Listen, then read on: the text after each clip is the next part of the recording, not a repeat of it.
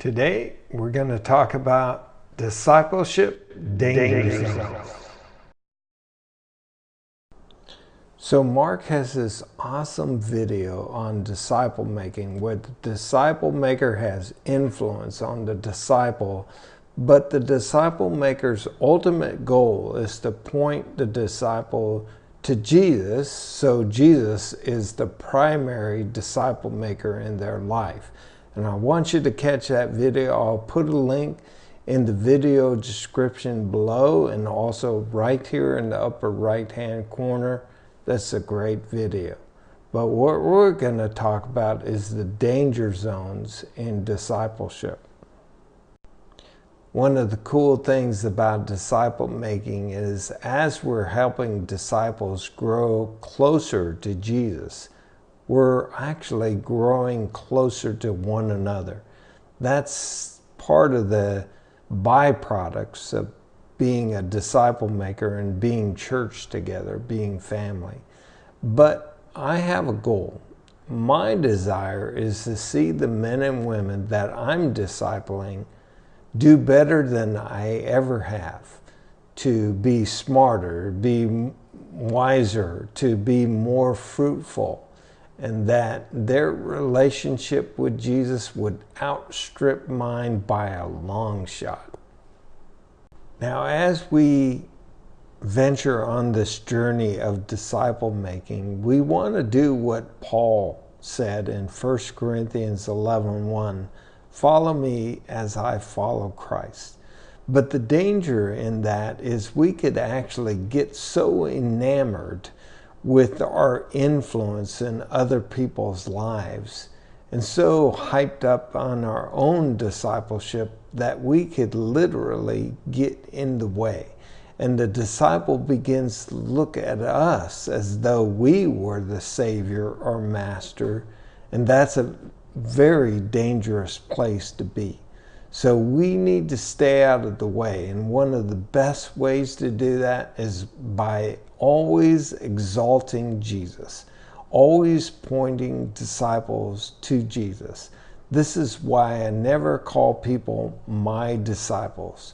I call them Timothy's or, the guys that I'm working with, but they're Jesus's disciples. They're trying to become like him, not like me.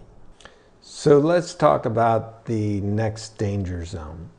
As a disciple maker, you're helping this young disciple grow closer to Jesus, and you may be one or two steps further down the trail, maybe a little bit more mature.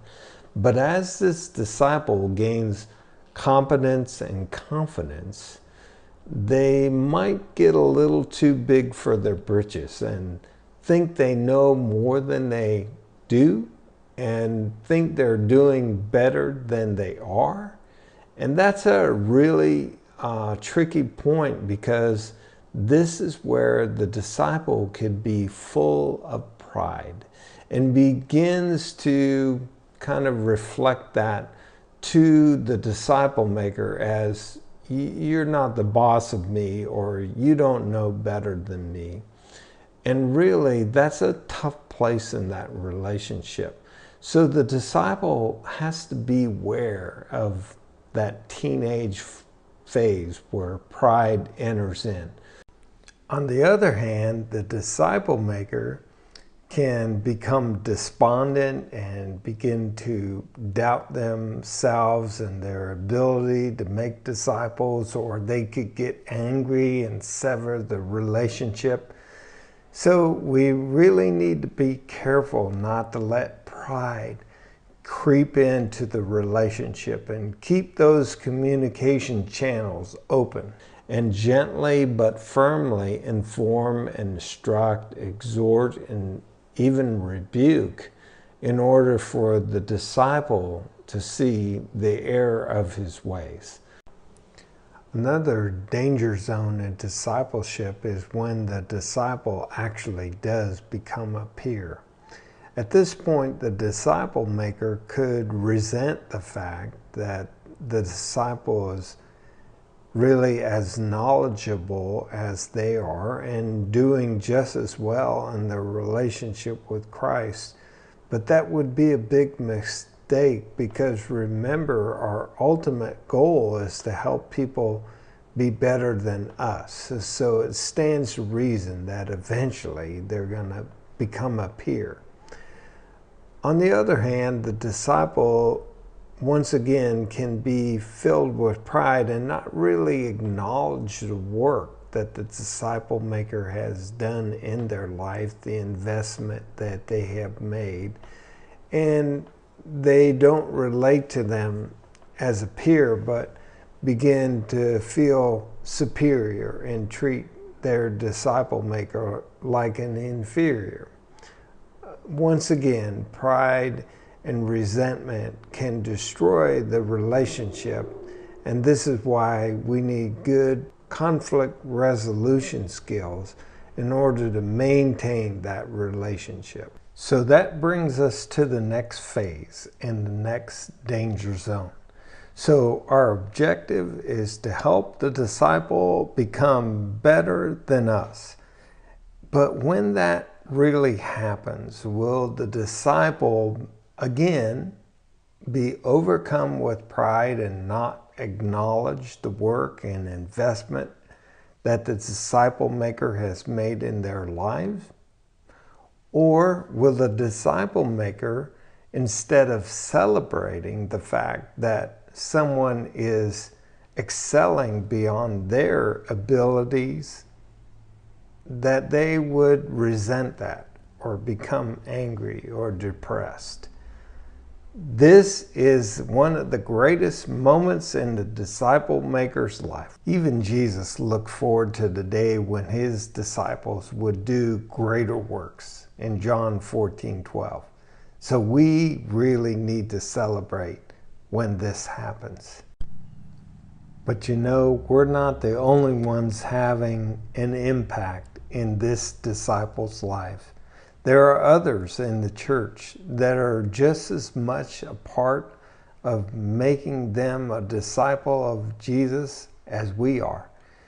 And if we're not careful, we can begin to be possessive of this person and resent the fact that others are having influence. There is a danger of drinking out of too many wells and for the disciple to be confused, but let's remember that disciple making is not just an individual responsibility, it's a corporate responsibility. The church has its influence in the disciple's life as well. And the last discipleship danger zone that I'm going to talk about is what I call the 13th disciple syndrome. Let's say that we have a disciple maker and they're doing a great job, and all they have time for is 3 other disciples. But how does that 4th person feel when the disciple maker doesn't have time to take on 1 more disciple? I think about Jesus, and he chose 12, and how the 13th guy must have felt. Now, if you're not chosen to be one of the people that a disciple maker mentors, don't get frustrated. Don't get angry. There are so few mentors out there, so few disciple makers, and the ones that are making disciples are at full capacity and they're being stretched. So remember that first and foremost, Jesus is your mentor. He is the great disciple maker. And what I would do is I would find a peer, someone that's willing to journey with you in following Jesus. Peer-to-peer discipleship works as long as both of you want to follow Jesus. All right, those are the discipleship danger zones. There's probably a few more. You can put those in the comments below. And I hope this has been helpful. You'll probably make mistakes along the way, but just get after it. Start making disciples. Avoid the discipleship danger zones the best you can, and keep making disciples for Jesus.